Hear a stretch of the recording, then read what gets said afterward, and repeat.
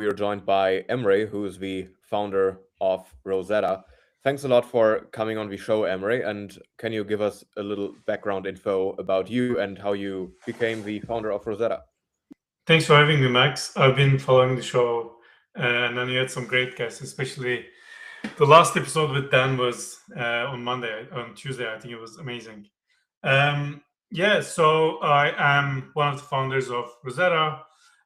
So Rosetta is actually part of Parable Labs, which is a London-based, DeFi infrastructure company. We're about 6 people. We started the company in 2023 after the USDC depact, and then originally the company was we built like a yield-bearing stablecoin. Um, so the idea was to the yields are increasing USD. Rates are increasing. You can only get them via certain stable coins, and USDC was the main product at the time, the main stable coin where you could earn USDC yields.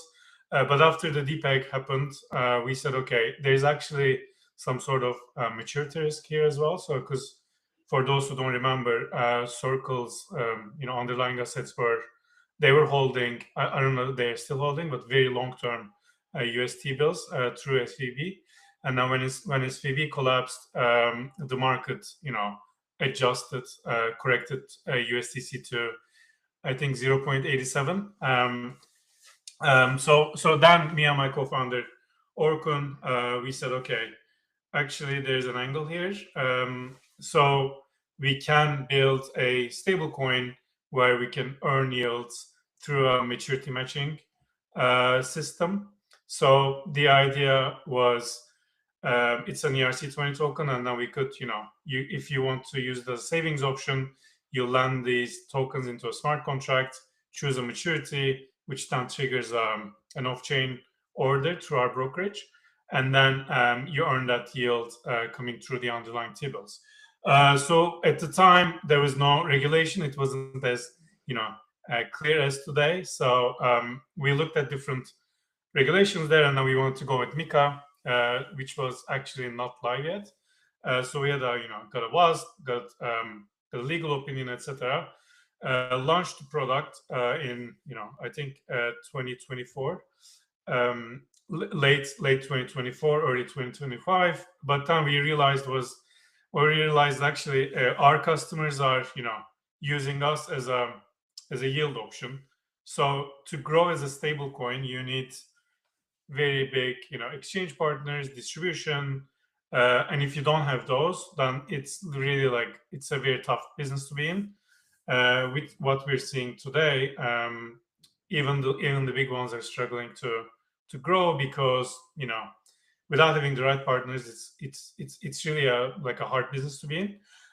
So then mid last year we said, okay, our customers are actually looking for yield.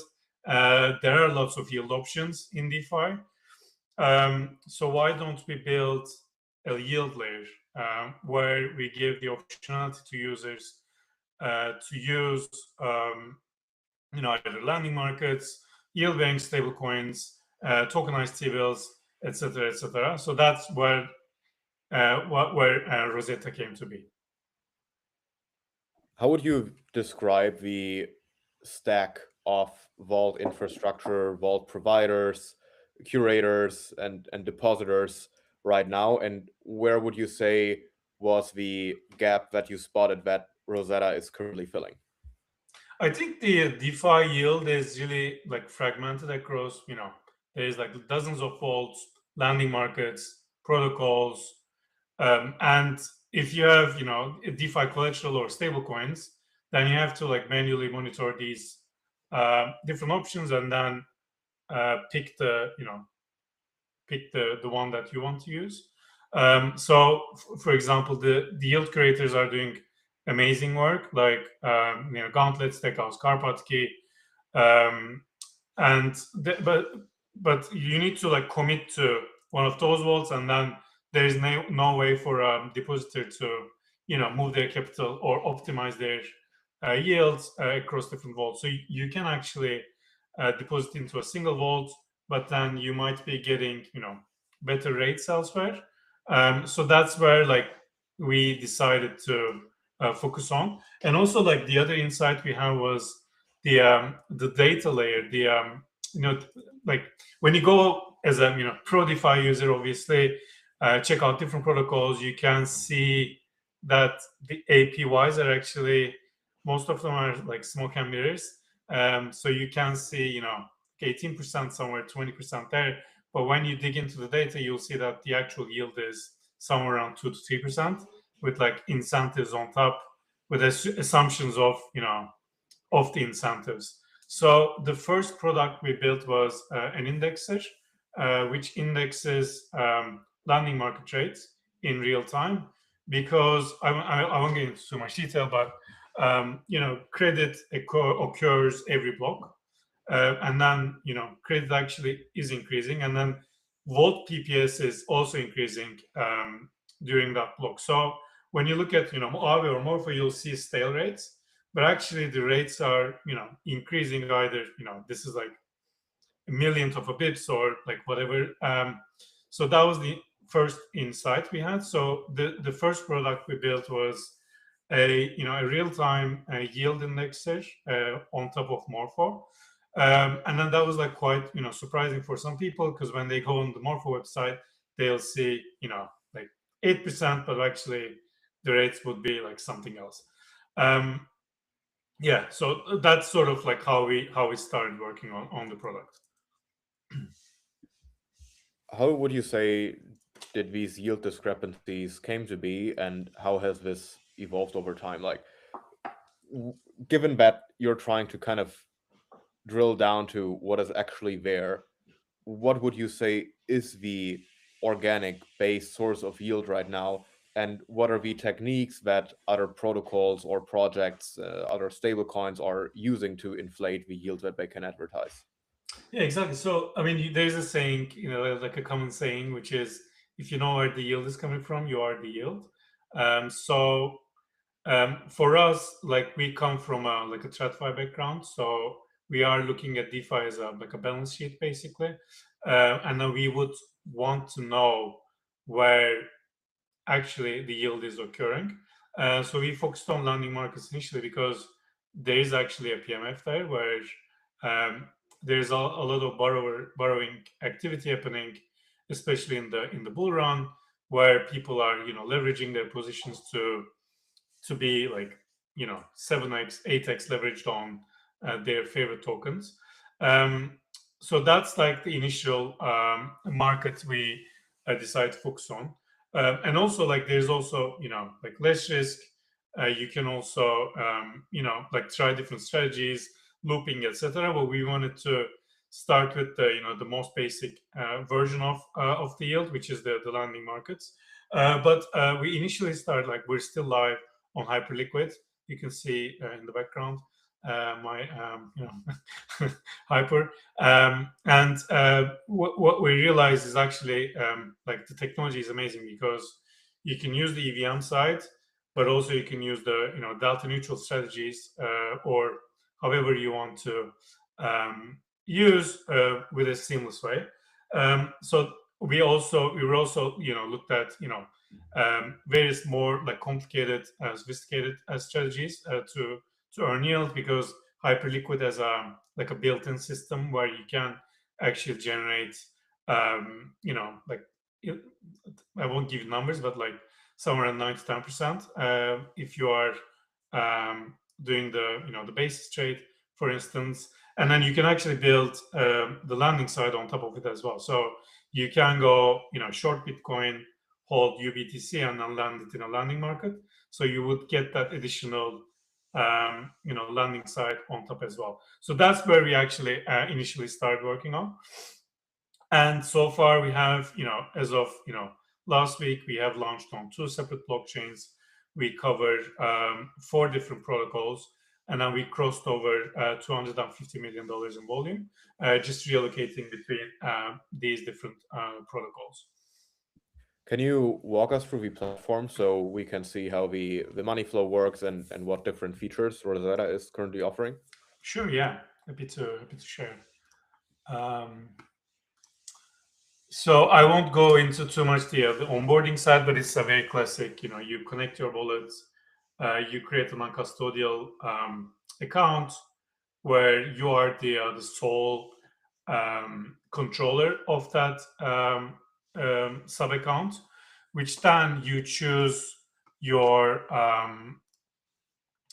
your yield sources. So these are, let's go with USDC, Stakehouse Prime USDC, Stakehouse USDC, another, riskier vault. I mean, it's not Spark, obviously, and then our USDC, and then you can, toggle them on or off, and depending on your so in the background, I'll also show you those ones.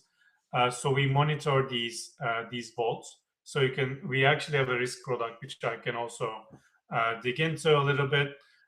So we monitor these markets not only from an APY point of view, but also from like an exposure point of view as well. So we look at the underlying markets. So for instance, most markets on base are most vaults on base are using the CBBTC market, so we can actually go in and then see what's happening in the CBBTC USDC market.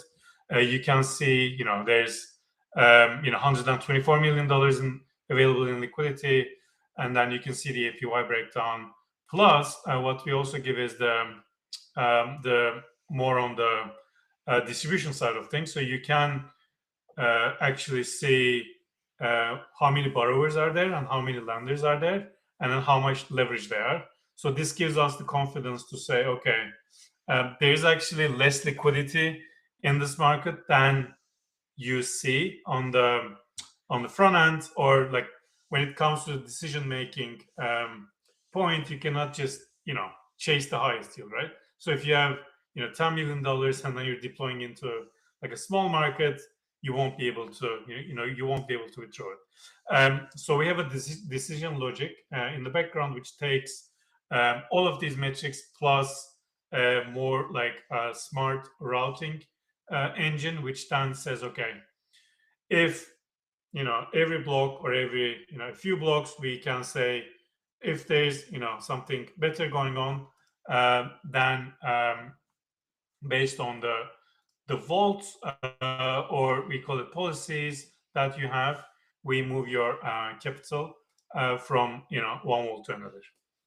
Seamless USDC. So just realized Seamless USDC is actually disabled because they had a USR exposure from last Sunday.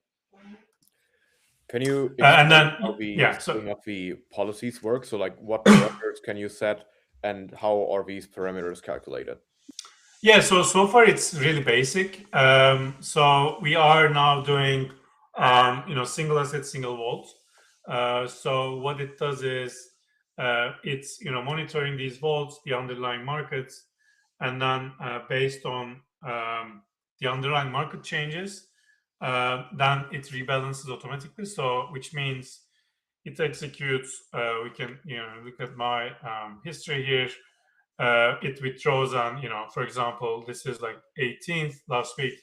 There was a Spark at a better return compared to Stakehouse Prime USDC. So we moved the capital for the user automatically. So it did the rebalancing automatically, and then we also cover all the gas fees there. So there's no extra burden to the user. And depending on redemption, it's instant redemption and instant deposit. So if you go and then try it out and then deposit and redeem, we don't charge any fees. You can do it instantly. The funds should be in your wallet. And yeah, so one thing I wanted to show was the real-time rates that I mentioned. So you can actually see that. So if you go to Stakehouse Prime USDC or Morpho, they would probably show a stale number, but for us it actually changes like every minute because we are recalculating these like internally. Same on the the supply side and the borrow side, you can actually see what's going on with CBBTC markets. Since you're rerouting on a block by block basis, how do you prevent like a overly frequent rerouting and reallocation of yields? Because I assume that in many cases, especially when it comes to lending vaults, you have a lot of similarities in the yield that you receive. So let's assume that there are two vaults by two curators that are like constantly one-upping, or like they constantly fluctuate. Like one is right above the other, then the other one is right above the other. So how do you prevent that the yield is constantly getting rebalanced between that, and which would drive operating costs towards infinity? Exactly. So that's a really good question, and so one of the reasons that we moved to Base from Hyper EVM was we got so large on Hyper EVM that we started moving the rates on Morpho.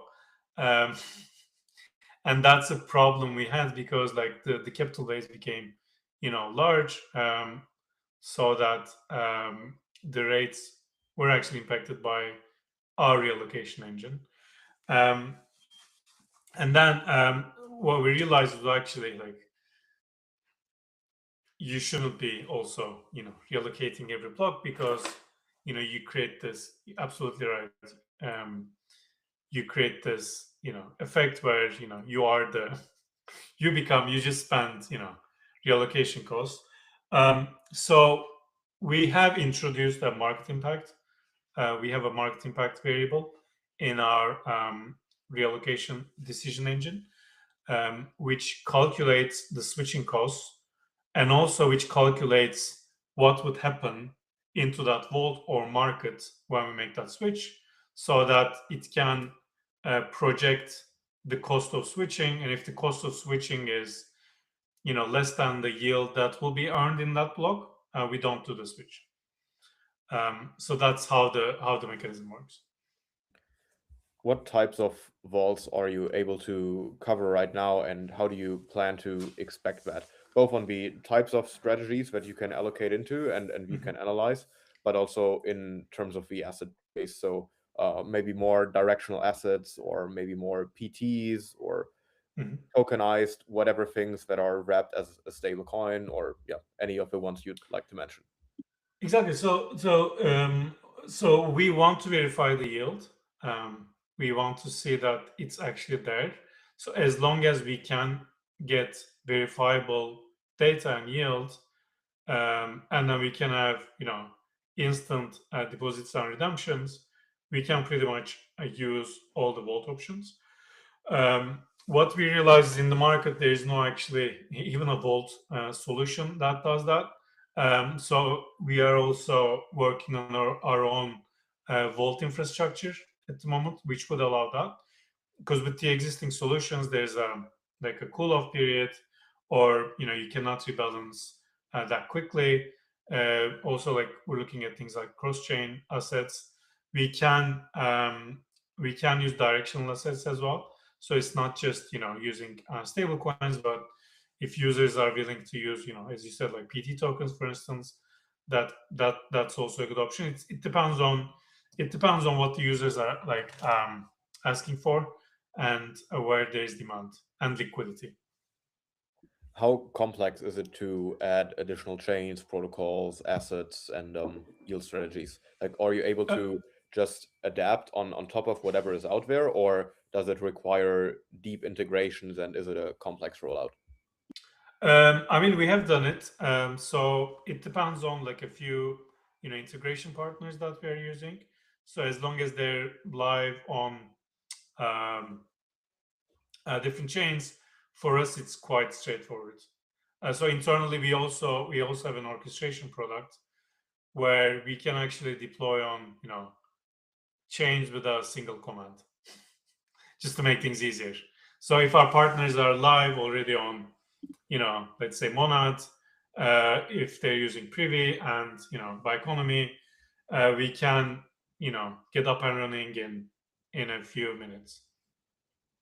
You also But have there's a lot of work going in the background, but it's not just we can go on all the chains, but like it's actually layering that out, and seeing getting traction, etc. So there's a human element of it, but on the engineering side we are quite competent on just deploying into other chains or other protocols. You also have a risk intelligence called Circular. Can you go a little deeper into how it works and maybe also related to the recent Resolve USR exploit? Would Mhm. Circular, for example, have been able to prevent that? And if yes, how would that have worked? Yeah, I mean that's a good question. So Circular is looking at on-chain data. It looks at what you see on the Rosetta front end is a fraction of what Circular does. So um, all the curated, I mean the good ones, have these tools in house. So when, for example, Carpot Keys did an amazing job where as long as as soon as the USR DPEG happened, they were able to withdraw their collateral within, I think, like 1 second or 2 seconds. So that's like the state of art of how curators should be um, curating. So our product is mainly looking at um, on-chain data, Oracle data, liquidations happening, and then DPEG risk. So what it does is it pulls in on-chain data again every every block, every second, and then assesses along with the rates, assesses where there's risk, what the switching costs are, if that could be allocated or not, and verifying the real yield in real time. So the USR incident was actually a lot of even a lot of good curators were left like speechless, surprised, I think, because that was a surface area that pretty much no one was um, capable of predicting, that attack surface. So that also got us working on a better version of our of Circular, where we can integrate these type of um, risk surfaces. What would you say from a risk reward perspective makes a good curator and what makes a bad curator? Because I think the user's perspective is very limited in terms of the knowledge and the understanding.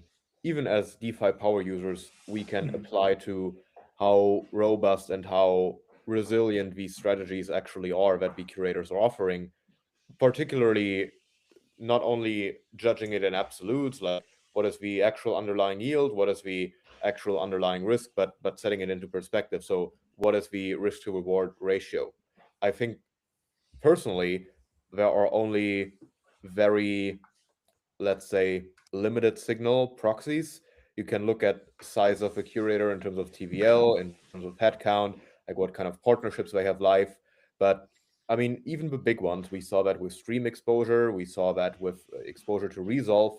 It's not really a guarantee that, especially for these long tail events, in terms of like either exploits or otherwise caused losses, that you can have any, let's say, statistical reliance on who's likely going to get affected versus who is not. So how would you judge the entire curator space based on like actually employing proper risk management, and where from a user's perspective do the expectations of risk management go too far? Because I also have the impression that many people on crypto Twitter are like, oh, curators are supposed to be risk managers. So risk is not allowed to exist, which obviously is not accurate either. Like they are supposed to manage risk, but they cannot eliminate risk. So since you have a very unique kind of bird's eye view of that entire landscape, how would you look on that? I mean, like first thing first, disclaimer: we're not a curator, so we provide, the infrastructure for DeFi users to. It's more like like you choosing the yield sources they want to earn yield from, and we provide the infrastructure to do that. So the underlying vault curator slash risk is that comes down to the curators themselves. And I think like you touched a really good point on stream finance, for instance, where like I think like when there's higher yield, it means there's higher risk. So even when the DeFi yields converge and to Fed fund rate, there's a tiny bit of premium on top of Fed fund rate. That's the still the smart contract risk, or the DeFi risk, right? So I think like we've also been operating on a large number of vaults with curators, and we have had issues with some where I won't name names, but like some are doing like wild stuff. If you look at what they're doing, like curating a vault, then tokenizing that vault, creating a market for that vault against another asset, and then creating a vault on top of that market. And then what happens is like people loop, and then when the liquidity drains, you cannot just get out. Or if the underlying goes down, then the whole house of cards falls down. So the good ones, like the best ones, use, I mean, like less risky assets. Most of them are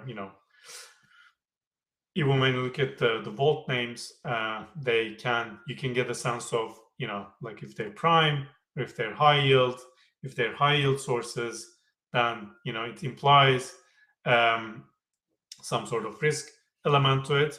But I think, like for example, when you look at the actual data on Base or on Morpho in general, the largest vaults are curating into CBBTC USDC markets, along with some of them using wrapped ETH um, USDC, or if it's an ETH vault, then it gets wrapped staked ETH, wrapped ETH, looping, etc. Um, so anything beyond that, like anything beyond the blue chip high rating tokens, I think there's always a risk, like what we've seen with USR. Nobody would have expected. It's been operating for like over 2 years, I think, and then just a tiny, mistake or a leak or an insider thing, we don't know, caused this collapse, and which created this contagion. So personally, for example, I'm relying on these so-called like blue chip assets for the underlying markets. But it's down to the users. It's down to the users' risk profile to use. Just use Aave, or like use the top curated vaults. Not in terms of TVL, but in terms of like collateral quality and risk management. Which vaults have gained the most interest on Rosetta? Like, are there specific vaults or specific curators, specific underlying protocols that people are particularly excited about when using Rosetta? And does that correlate to the total TVL of the vaults, or do you notice different trends of activity and interest? Yeah, on Hyperion, it's a different landscape, because like it's a completely different like blockchain compared to Base, for instance. Most users are using um, landing markets to lever up on Hype. So when Hype goes up, the rates go like really high compared to, let's say, mainnet or Base. Um, So there is actually really good like yield opportunities on Hyperion if you use Rosetta, and then you would get the best of the best. Um, what we've seen is with our smart reallocation, you can also, I mean, that's the whole goal, right? You can get an additional. So looking at historical numbers, an additional 250 to 300 pips uplift on top of the existing vaults. So since we launched on Base, we only launched like a couple of weeks ago. Um, the market's been stale, and probably it's the lowest rates um, since maybe it's like 2024. So there hasn't been much going on in terms of like reallocations, but most users are using Stakehouse and Gauntlet vaults. Um, so those are the main ones where we are routing traffic towards. On Hyperion, it's mostly, I think, can't remember, but like Felix USDC Frontier vaults. There's a Gauntlet vault, which is also performing really well, and then Hyperland also, based on the again the hype prices, then you can actually earn really good deals. So because people are borrowing a lot. What is your current growth strategy like? How do you plan on onboarding more users, both in terms of distribution, but also in terms of features expansion? And on which Yeah, chain exactly. do you see the most growth going forward as well? Yeah, I mean that's like something we are considering internally. So this is like a single. It's a great use for like tool for DeFi users. We are looking into expanding our yield surface to other, incorporating other blockchains, other protocols.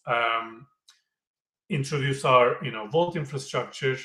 But I think the like looking at the market, looking at the actual numbers as of today, as of number of wallets using DeFi markets is quite small. So it's like somewhere between 20 to 25,000 wallets. So it could be like 10,000 or 15,000 individuals or slash like funds or family offices or whatnot. I think the main growth of DeFi will come from that long tail of users, which will be coming from like fintech integrations, um, like banks integrating these products. Aave, for example, had a good like integration announcement from yesterday, I think, with Whoop. So that will bring in the most users, and then that will basically grow the pie. So that's where we are most focused on, along with our, like for those companies or fintechs to onboard, they need really good, risk management. They need really good understanding of risk. They need really good execution, and then they need to understand, where the yield is coming from. So those are the areas that we are focused on. We are, protocol chain agnostic. We are also looking at, the agentic side of things, which looks really interesting. So we have the moving parts, we have the building blocks to do that as well. So there's like a lot of really good, I think, growth opportunities there, and then that's where we are really focused on building. With more and more institutions, real world assets of all kinds, tokenized equities, tokenized T bills, tokenized real estate, etc., all of these chains moving on chain, and arguably the capital base that is most primed for growth being the institutional one as well, and not the retail one. How are you planning to position Rosetta to capture the value accrual of these verticals growing? Exactly. I mean, that was our initial thesis as well. So when we were building ParaUSD, we saw that lots of stable coins are launching, lots of capital is coming on chain, and now with stocks coming on chain, with HIP3 on Hyperliquid, with X stocks um, um, on Solana, there is so this is like we are seeing in real time what how traditional markets are being transformed into sort of on-chain markets, and then this is like the next iteration of what capital markets would be.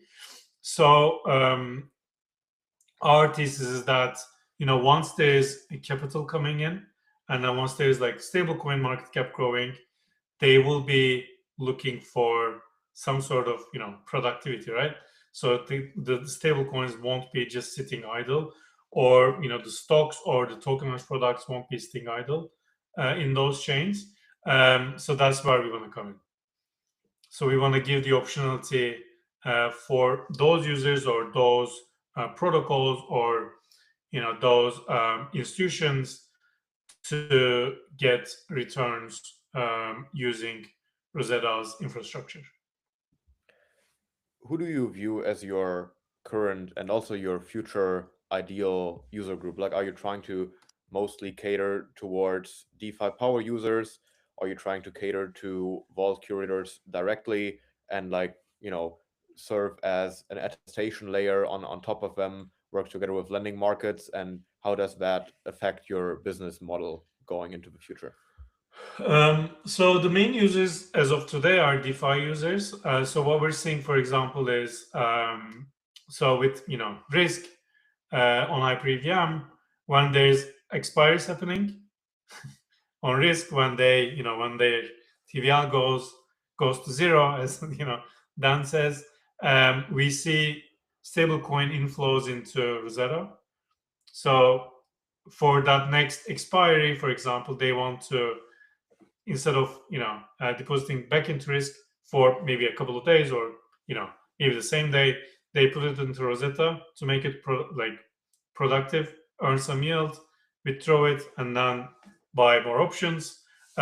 So it's an interesting